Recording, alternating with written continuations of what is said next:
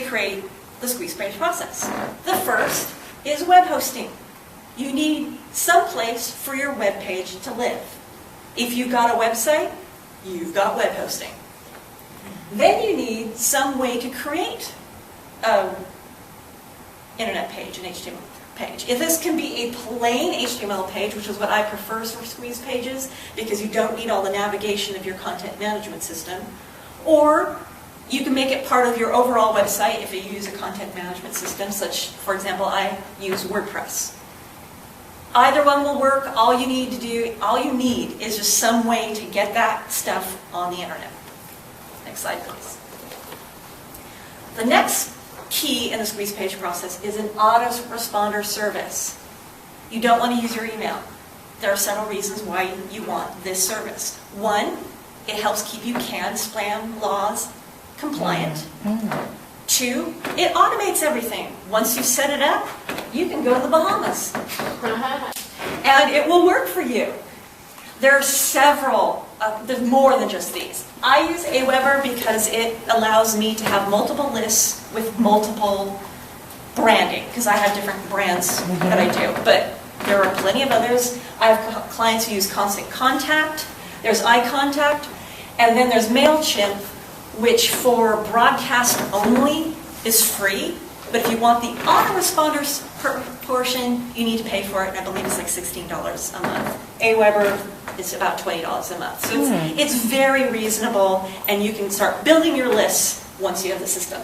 And the final piece of the puzzle is an Optin Gift.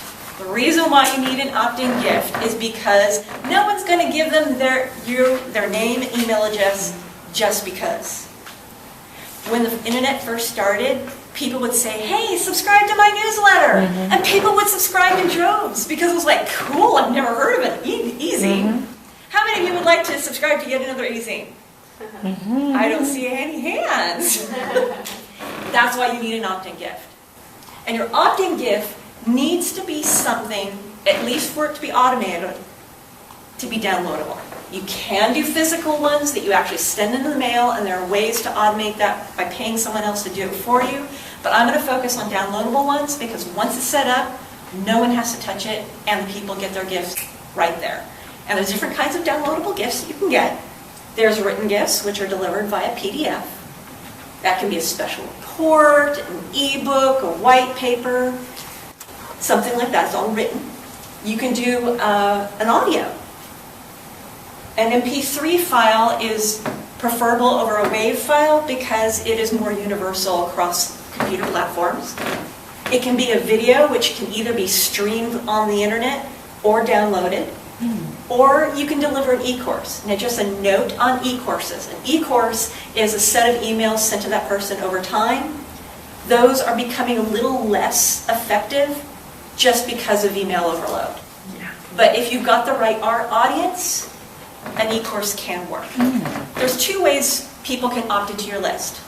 They can give you their name and email address and automatically be opt-in. That's called single opt-in. Or they opt in and then they get an email that says, do you really want to opt in? A lot of autoresponder services, including the ones I listed, will not let you do a single opt-in. And the reason why that's totally okay is because it helps you stay CAN spam compliant, and it prevents people from going and go, oh, my Uncle Fred wants this. Bing! No one can subscribe you to a list without your knowledge. And in addition, it helps you have a better list because MailChimp did this research, and they found that when you have double opt-in subscribers, that means they actually subscribed and then clicked on an email link that said, yes, I really did want to subscribe. You get a 72.2% increase in unique opens. That means they actually open the email that you sent them. You get an increase in clicks. That means they actually click on the links that you sent them in that email. You get a lower bounce rate. That means they gave you an email address that actually worked. And you get a lower unsubscribe rate because they actually did choose to subscribe to you. And usually at this point, they're only unsubscribing because their interests changed. Or they were tire kickers who were returners anyway. Now, your Optin Gift, in order to be effective and in order to squeeze those names and email addresses out, and in order to grow your list into a list that's actually effective for you, needs to be sort of a combination of these things. First, in order to get your visitor's attention, it needs to address a compelling need or question. When someone sees what you're offering, they need to say, yes, this answers a need or question I have. I want that information. I'll give you my name and email address. It needs to be what's called a pink spoon. You know, like when you go to the ice cream parlor and they give you a pink spoon to taste the ice cream? That's what your opt-in needs to be. It needs to be a taste of what you have to offer, so that when the person consumes your opt-in, they now have an idea of what it's like to work with you. And then it needs to have a touch of self-promotion. If you give them an opt-in and you don't try to upsell them or get them to continue working with you, you've just wasted your time.